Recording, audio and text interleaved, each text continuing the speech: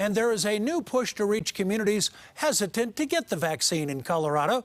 CBS 4's Sean Boyd live with the push to keep Colorado's comeback moving forward. Sean, Black Coloradans are among those, many of them anyway, reluctant to get the vaccine.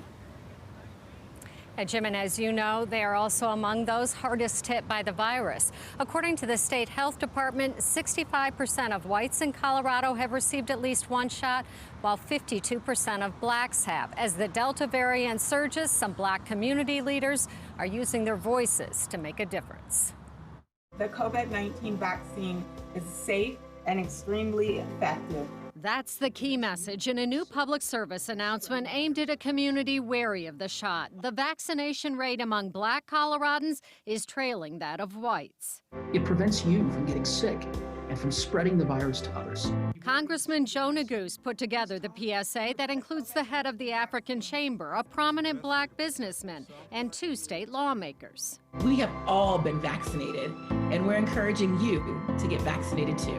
We want to lead by example. Senators James Coleman and Janet Buckner say they understand the hesitancy among some African Americans after the federal government ran deadly experiments on black men beginning in the 1930s. However, with this vaccine, this time, we have more information.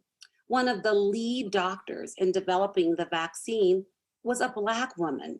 I myself had some reservations about getting vaccinated. Coleman says he turned to a trusted black doctor. Now I can speak to it and talk about the experience of having the COVID-19 vaccine. But Representative Leslie Herod says the vaccine should not be mandated. It makes it feel like it's a part of a government-type conspiracy, and quite frankly, that is concerning. So too, she says, is the spread of the Delta variant. We know that our black community will be disproportionately impacted by any surge of COVID. If you don't do it for yourself, Buckner says, do it for others. A couple of my granddaughters are too young to get the vaccine, so we're hoping that our voice will make a difference. This is our opportunity to move forward.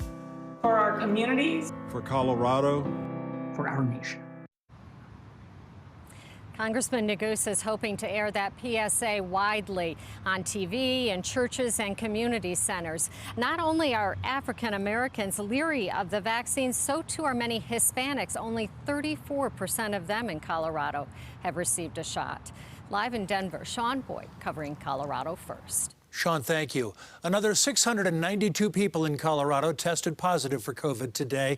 8 people died. The 7-day testing positivity rate is now up over 4%.